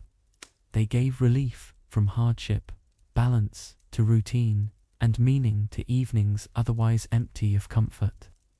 Escapism was not avoidance, but renewal, a chance to feel lighter before facing another day. Through suspense and imagination, people found strength as well as joy, proving that stories could be both entertainment and quiet medicine. In this gentle way, ghost stories became companions of endurance, helping society manage the burdens of its age. In the Victorian home, the fireplace was more than a source of heat. It was the center of family life, the place where evenings naturally gathered. The glow of the fire, the rhythm of its crackle, and the shifting patterns of its light created an atmosphere that drew people close. Ghost stories found their natural stage in this circle, where shadows and warmth mingled in perfect balance. The hearth became the heartbeat of storytelling, a quiet anchor for imagination and rest. The act of sitting together around the fire created a sense of closeness. Parents, children, and sometimes even guests shared the same space, focusing their attention on the same story. In a society where daily life often separated family members through work, school, or errands, the hearth brought them back into harmony. Ghost stories, spoken softly in that glow, deepened this bond, turning the ordinary act of listening into a ritual of connection. The tale belonged to everyone present, woven into the shared warmth of the room. The atmosphere of the hearth magnified the effect of ghost stories. Firelight played across the walls, creating shadows that moved in ways that seemed alive. These shapes invited the imagination to wander, to see possibilities in the flicker of flame. The storyteller's voice, steady and measured, merged with the natural sounds of crackling wood, producing an almost musical rhythm. In this setting, even the simplest tale carried a weight far beyond its words. The hearth gave the story both stage and soundtrack. Children experienced the hearth as a place of wonder. By day, they may have been restless or distracted, but at night, by the fire, they grew still, their eyes fixed on the storyteller. The warmth of the flames combined with the suspense of the tale to create memories that would last for years. Many adults later recalled childhood evenings spent this way, with ghost stories forming part of their earliest impressions of family life. The hearth was both home and theatre, shaping imagination in subtle but lasting ways. For adults, the hearth carried different meanings. It represented safety, stability, and the comfort of routine. After long days of labor, the fire signaled rest, a pause before another day began. Ghost stories added depth to this ritual, turning simple relaxation into something layered with suspense and reflection. The tale might stir questions or emotions, but the hearth itself reassured, reminding everyone that they were still safe within its circle. This contrast heightened the enjoyment, balancing fear with familiarity. Guests often became part of these evenings. Neighbors, relatives, or friends might stop by, joining the circle for a story. The hearth expanded to include them, creating a wider community within its glow. Ghost stories provided a natural form of entertainment for such gatherings, uniting listeners who might otherwise have little in common. The shared silence, gasps, or laughter drew them closer, leaving behind not just the memory of the tale, but of the company itself. The hearth turned strangers into companions, if only for a night. The rhythm of storytelling by the hearth also gave evenings structure. After supper, as chores wound down and children grew sleepy, a story often marked the transition toward rest. It filled the gap between activity and sleep, guiding minds gently from alertness into calm. The story was not simply an addition to the night, but a central part of its flow. The hearth framed this passage, turning it into a ritual repeated again and again. Ghost stories became the lullabies of Victorian evenings, sung not with music but with words. The design of Victorian homes emphasized the fireplace's central role. Parlors and drawing rooms were often arranged so that chairs and tables faced the hearth.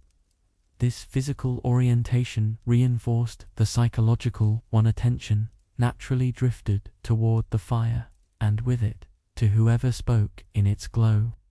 Storytelling fitted seamlessly into this arrangement, requiring no change of setting. The house itself seemed to invite stories, its architecture guiding people into the right posture for listening. Ghost tales felt almost inevitable in such a space. In smaller cottages, the hearth was equally important.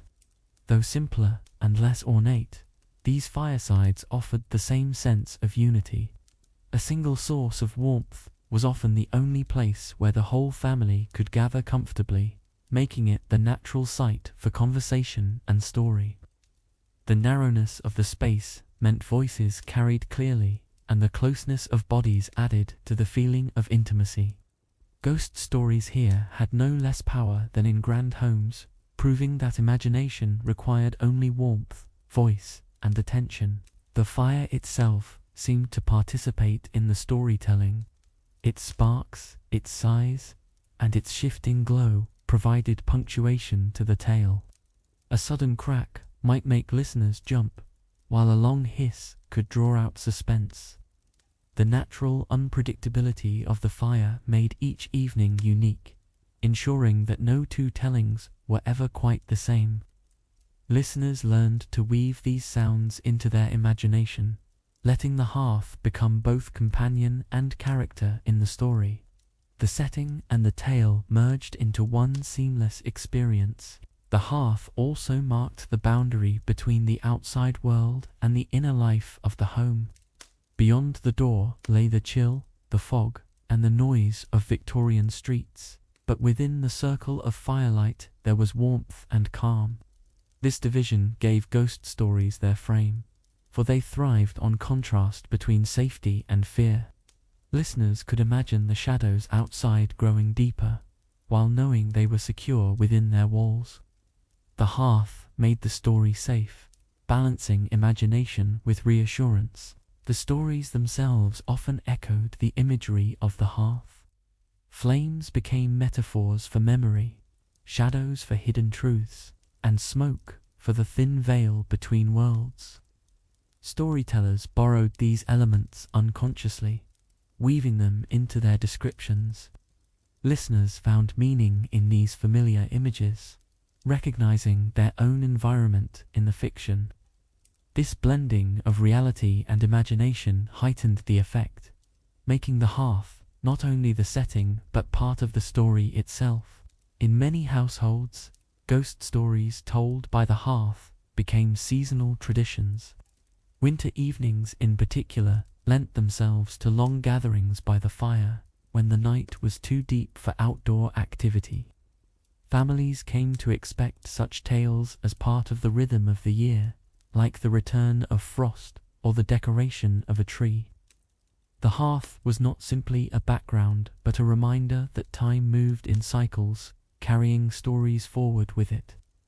These traditions gave shape to memory, anchoring moments of suspense within the larger flow of life.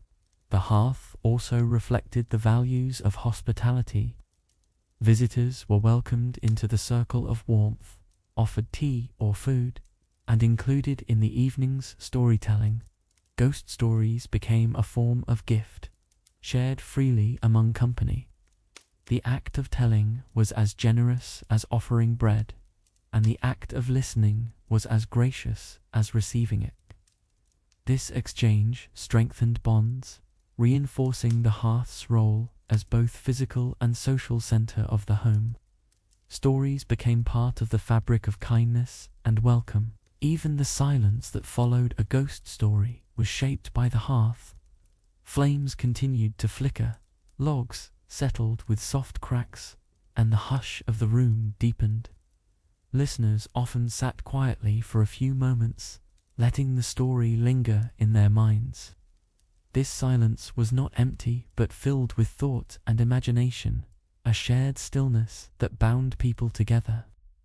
The hearth created space for reflection, ensuring that the effect of the story lasted beyond its final words. The ritual of hearth storytelling passed between generations. Children who once listened grew older and became storytellers themselves, carrying on the tradition. In this way, ghost stories became threads that wove families together across time. The same hearth saw stories retold in different voices, shaped by memory yet always carrying echoes of the past. The continuity gave the tales depth, turning them into part of family heritage as well as entertainment. Ghost stories told by the fire also became part of social identity. They were remembered as signs of belonging, proof that one had shared in the rituals of home and community. People might recall specific tales years later, not only for their content, but for the warmth of the setting and the presence of others. The hearth preserved these feelings, anchoring them in sensory memory, the smell of wood, the glow of light, the closeness of company. These details made the stories unforgettable, even when their plots faded from mind. In larger culture, the image of the hearth became a symbol of Victorian storytelling itself. Illustrations, novels, and articles often depicted families gathered around fires as a shorthand for domestic life. The ghost story, so often part of these scenes, reinforced the association between the hearth and imagination. To readers and viewers, the fire became more than warmth, it became the emblem of narrative tradition. The connection was so strong that even today we imagine stories being told by firelight. The hearth also offered balance in emotional terms. It allowed listeners to face fear within the safety of warmth, to explore mystery without leaving comfort. This balance was essential, for without it, ghost stories might have been too unsettling. The hearth provided reassurance that no matter how chilling the tale, reality remained gentle and controlled. This combination of thrill and calm gave the stories their unique appeal, turning them into rituals of both excitement and rest. Looking back, it is clear that without the hearth, Victorian ghost stories would have been different. The fire gave them atmosphere, structure, and meaning, shaping not only the stories themselves, but the way they were experienced. It was more than furniture, it was the stage, the audience, and the companion to every tale. Through its glow, ghost stories became communal events, binding families and communities together.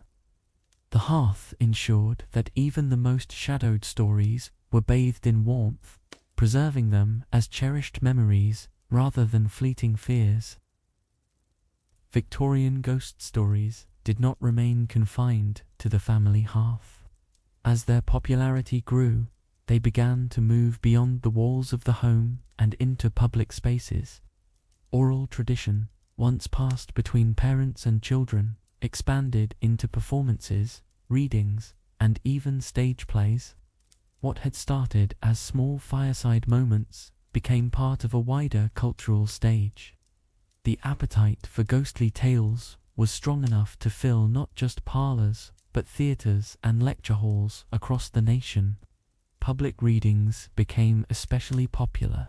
Famous authors and skilled performers gathered audiences who paid to hear stories read aloud in dramatic style. The silence of the hall, broken only by a voice carrying words of suspense, mirrored the atmosphere of a private fireside but on a grander scale. People leaned forward in their seats, captivated by the same rhythm of tension and release that worked so well in homes. The tradition of oral storytelling was preserved, but it found new life in these larger venues. The stage also embraced ghost stories with enthusiasm. Theaters developed productions that combined dramatic lighting, sound effects, and creative stagecraft to bring hauntings to life. Audiences thrilled at seeing ghostly figures appear suddenly or vanish into smoke, thanks to new techniques with mirrors and lanterns. These effects gave stories a physical presence, amplifying their suspense in ways that private readings could not. For Victorians eager for both spectacle and imagination, theatrical ghost stories became unforgettable experiences. Periodicals and magazines helped spread news of these performances. Reviews described the chills audiences felt, encouraging more people to attend. Stories that worked well on stage often returned to print, adapted or retold for readers at home. This circulation between media kept ghost stories fresh, ensuring they reached people in multiple forms. A tale might be read in a magazine one week, then seen on stage the next, reinforcing its impact on the cultural imagination. Illustrated books also contributed to this expansion. Collections of ghost stories often included dramatic drawings, capturing key moments with eerie precision. These images allowed readers to see what had previously only been imagined, giving shape to shadows and figures. In some cases, the illustrations became as memorable as the stories themselves, influencing how audiences pictured ghosts long after. The combination of text and image widened the reach of ghost stories, blending private reading with visual drama. The growing presence of ghost stories in public culture reflected their adaptability. They could be whispered by a fire, spoken in a crowded hall, or acted out on stage with elaborate effects. In each setting, they carried the same essential features: suspense, reflection, and atmosphere. This flexibility ensured their survival, as they could move easily between intimate and public forms without losing their character. The ghost story proved itself a genre that thrived in any environment. Audiences of all classes were drawn to these public tellings. Wealthy families attended performances in theaters, while working-class audiences gathered at cheaper venues or listened to local storytellers in taverns. The shared thrill cut across social boundaries, uniting people in suspense and imagination.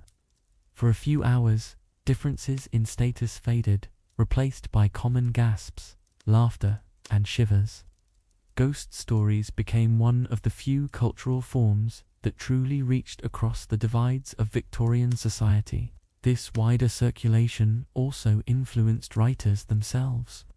Knowing that their stories might be read aloud in public or adapted for stage, authors often wrote with performance in mind. They used vivid descriptions, dramatic pacing, and cliffhanger endings to hold attention. Their words were crafted not just for the page, but for the ear and the eye. This awareness strengthened the theatrical quality of ghost stories, ensuring they carried impact in any form they took. Traveling performers carried ghost stories beyond cities. Small towns and rural villages hosted readings and plays, bringing the excitement of the supernatural to communities far from the centers of culture. These performances often blended local legends with printed tales, creating a fusion of tradition and modernity. Audiences welcomed them eagerly, for they connected remote places with the larger cultural current of the nation.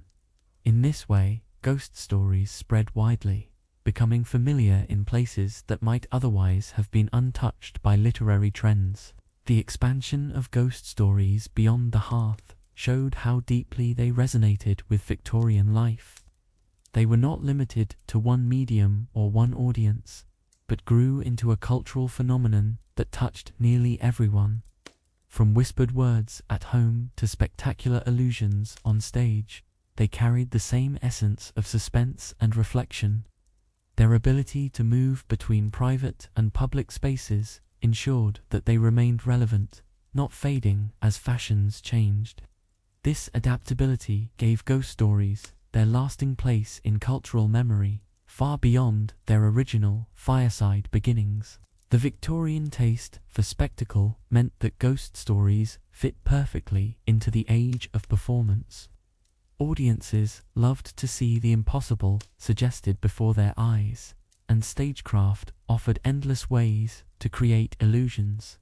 Smoke machines, trapdoors, mirrors, and clever lighting all added to the drama. These tricks did not lessen the mystery, they deepened it, suggesting that the world itself might conceal more than people understood. The blending of technology and imagination mirrored the very themes of ghost stories themselves. Public readings by authors carried a different kind of intimacy. Charles Dickens, for example, gave dramatic performances of his own works, drawing crowds who hung on every word. Though not all his stories were ghostly, the supernatural elements in his writings gained extra power when spoken by his own voice. These readings showed how words alone, delivered with care, could captivate hundreds of listeners at once. The transition from print to voice kept the oral tradition alive, even in an increasingly literate society. Amateur performances also flourished. Families, schools, and local clubs sometimes staged small productions of ghostly tales, turning community members into actors and audiences alike. These events reinforced the social role of storytelling, making it participatory rather than only consumable. A child playing the role of a ghost, or a neighbor reciting a chilling tale, made the experience personal. The stories were not distant but lived, woven into the texture of daily life through play and performance. The growth of ghost stories into public culture also reflected Victorian curiosity about shared emotion. People were fascinated by how entire audiences could gasp, laugh, or sit silent together at the same moment. The collective experience of fear became a form of entertainment in itself, proving that suspense was not only an individual sensation, but a communal one. This discovery encouraged more performances, as writers and actors realized they could create not just stories, but moments of unity. Ghost stories became lessons in collective feeling, binding strangers through shared reaction. As ghost stories spread across stages and halls, they began to influence other art forms. Painters and illustrators borrowed imagery from popular tales, filling canvases with shadowy corridors, spectral figures, and moonlit landscapes. Musicians composed pieces inspired by supernatural moods, echoing the rhythms of suspense in sound. The arts fed one another, each medium amplifying the atmosphere of the others. Ghost stories were no longer confined to words, they became cultural motifs, present in many forms of Victorian creativity. Theatres, in particular, found that ghostly productions drew steady crowds. While comedies and dramas had their place, nothing matched the thrill of a well-staged apparition. Playwrights adapted popular printed stories for the stage, ensuring audiences could see in action what they had once only imagined in private. These adaptations expanded the reach of ghost stories, giving them visibility far beyond what books alone could provide. The popularity of such plays confirmed that the supernatural was not a passing fad, but a lasting fascination. Even as ghost stories gained prominence in public culture, they retained their intimacy.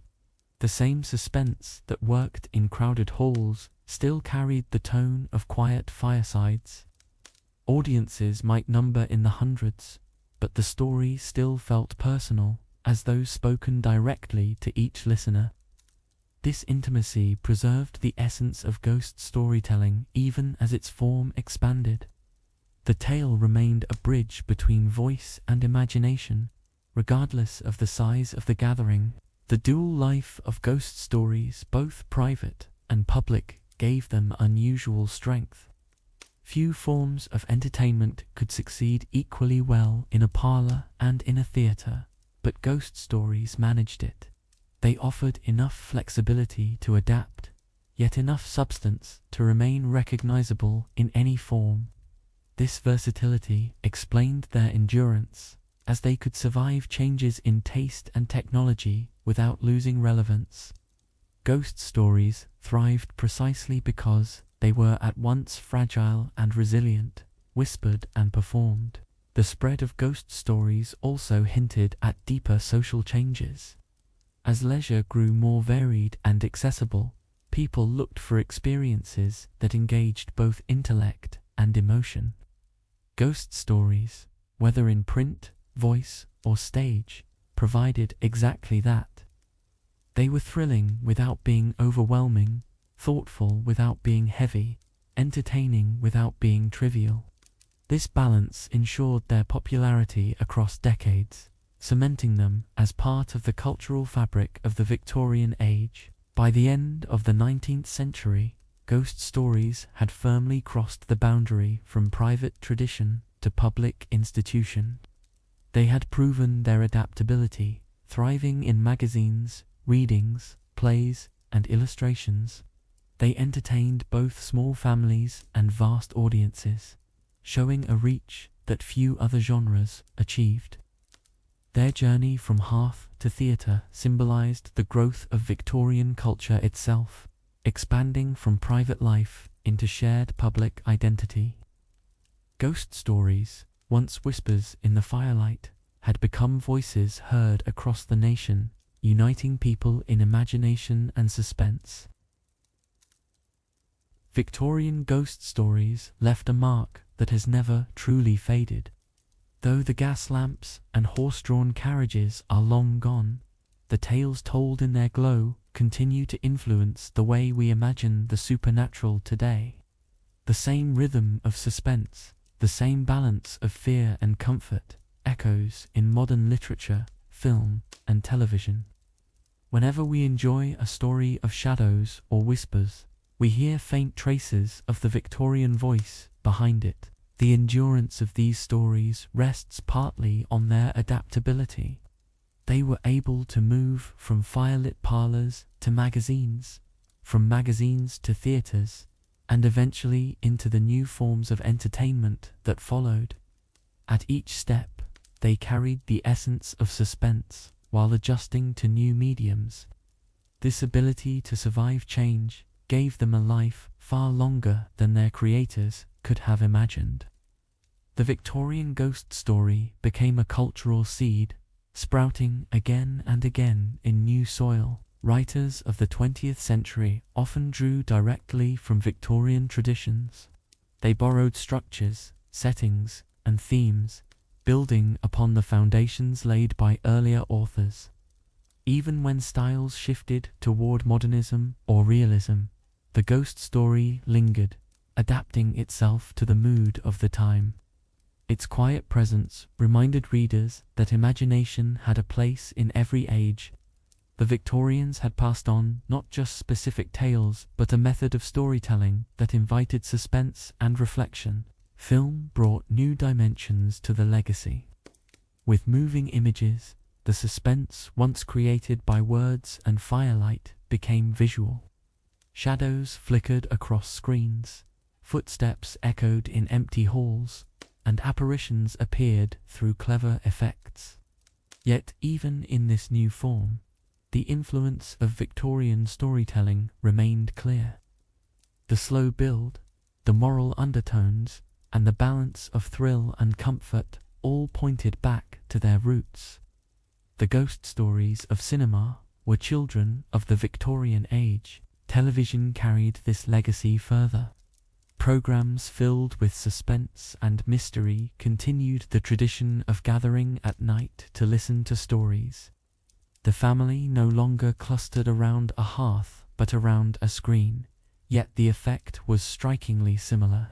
Suspense unfolded slowly, inviting attention and imagination, while people shared the experience together.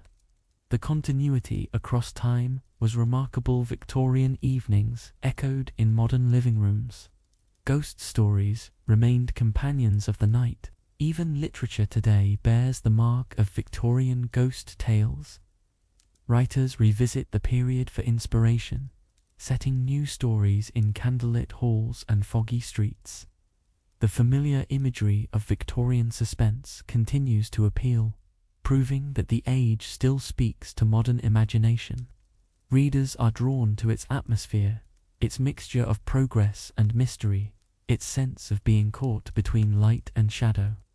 The Victorian ghost story lives on not only in direct retellings, but in the very shape of how we imagine the supernatural. The endurance of these stories also lies in their themes.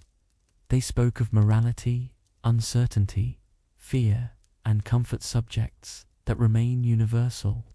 Every generation wonders about the unseen, reflects on justice, and feels the need for escape from daily life. Ghost stories provide a stage for these feelings, allowing people to process them gently. The Victorians gave these emotions form, and the form continues to serve us today. The themes proved timeless, far beyond the century in which they were first told. The rituals surrounding ghost stories also endure. Families still gather for storytelling, whether through books, films, or shows. The act of listening together, of sharing suspense and imagination, remains as powerful as it was by the fire. The details may change, but the heart of the ritual is the same: people seeking connection through shared wonder. The Victorians passed down not only stories, but a way of spending time together, a tradition that still comforts us. Modern technology has not erased the intimacy of ghost storytelling. Podcasts, audiobooks, and quiet videos continue the practice of telling stories in calm voices meant to be heard in the stillness of night. In this, we find ourselves echoing Victorian listeners who once leaned closer to a hearth to hear whispers of suspense. The tools are different, but the purpose remains: to rest, to imagine, to find calm in the rhythm of words. The legacy of the Victorian ghost story is alive in our ears even now. This lasting influence also reminds us of the power of imagination itself. Facts and figures may change, but the need for story never fades. The Victorians understood this, and they wove imagination into the fabric of their evenings, preserving it for us to inherit. Today, as we listen quietly, we are part of that inheritance, connected across time by the simple act of storytelling. The ghost story is less about the ghost and more about the way it gathers people together across generations and centuries. The continued popularity of ghost stories shows that fear and comfort can exist together. We enjoy being unsettled, but only when we know safety is near. The Victorians perfected this balance, and their method has guided storytellers ever since. Every modern ghost tale, in some way, owes its rhythm to those evenings in firelit rooms. Their legacy is not only in specific stories, but in the entire tradition of how we tell tales of the unknown. The endurance of Victorian ghost stories also highlights their ability to carry meaning. They were not empty thrills, but vessels of reflection and value. Whether about morality, uncertainty, or companionship, they gave listeners more than fright. They gave them thoughts to carry into sleep. This quality explains why they remain suitable companions even now, soothing us rather than disturbing us. Suspense becomes gentle, and fear becomes thoughtful.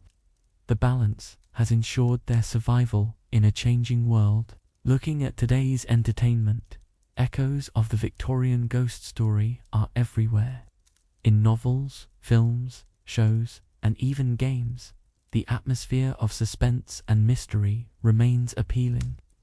The settings may be different, but the core is familiar: darkness, imagination, and the quiet thrill of the unknown.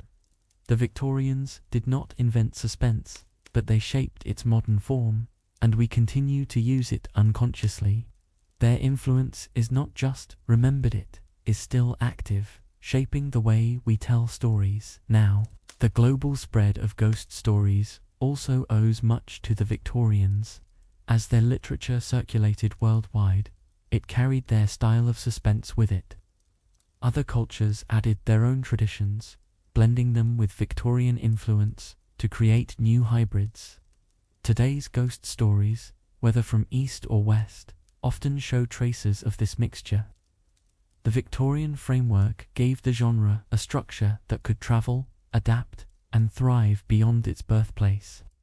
Their stories became part of global imagination. Part of their endurance lies in memory itself. Once told, ghost stories linger, carried in the mind long after words fade. The Victorians cultivated this effect carefully, telling stories meant to echo in thought. This made them perfect companions for evenings of reflection, and it keeps them alive in cultural memory today. We may not recall every detail, but the feeling remains. That quiet blend of suspense and comfort still guides us into rest. Even in academic study, Victorian ghost stories continue to be examined. Scholars trace their themes, their influence, and their cultural roles, finding in them windows into the age. The stories reveal not only entertainment, but also the hopes, fears, and values of Victorian society. They are studied not just as fiction, but as history, carrying within them the voice of their time. In this way, ghost stories survive both as cultural artifacts and as living traditions. They belong to literature and to memory alike. As we listen to them now, they serve the same role they once did. They bring calm at the end of the day, they invite imagination, and they gently slow the pace of thought. The Victorians may have lived in a world very different from ours, but their stories still work on us in the same way.